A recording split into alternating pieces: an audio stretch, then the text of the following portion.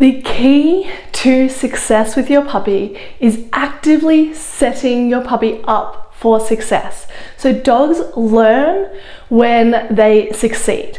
And so every time they succeed, they start to retain that skill, and then that builds and builds and builds and becomes more and more reliable and just a really great skill and a really great dog. So what we want to do is set our dogs up for success. And now, how do we do that?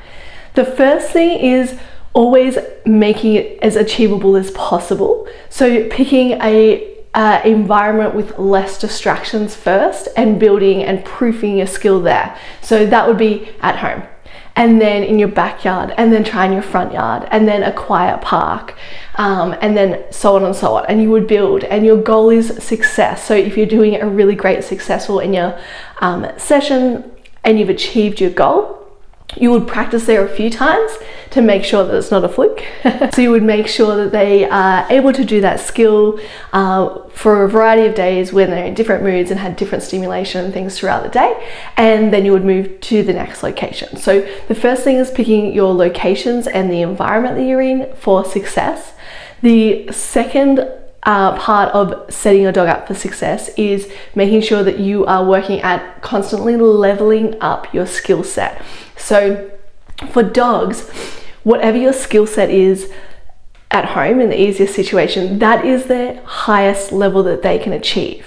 And therefore, when you go out and about, when there's distractions and different stimulation and so many things happening, then often not going to be able to present that level. They're going to present some level underneath that. And so if you've only got a level 1 or 2, then you're unlikely to be able to see it. So when you hear people say, oh, we can do it at home, but we can't do it out, often it's because they just haven't built to a high enough level for their dog to be able to achieve it with that level of distraction.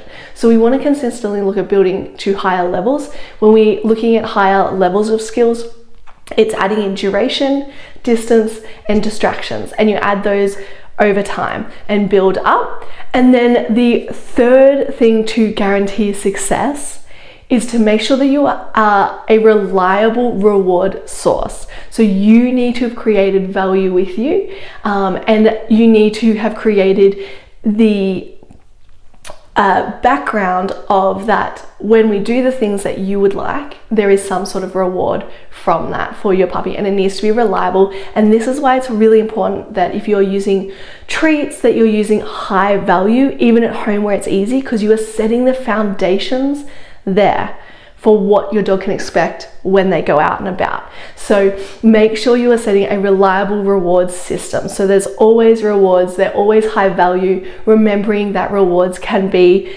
food-based, they can be tug-of-war, fetch, things like that, but you want to make sure that they are consistent and always what your dog deems as really high value.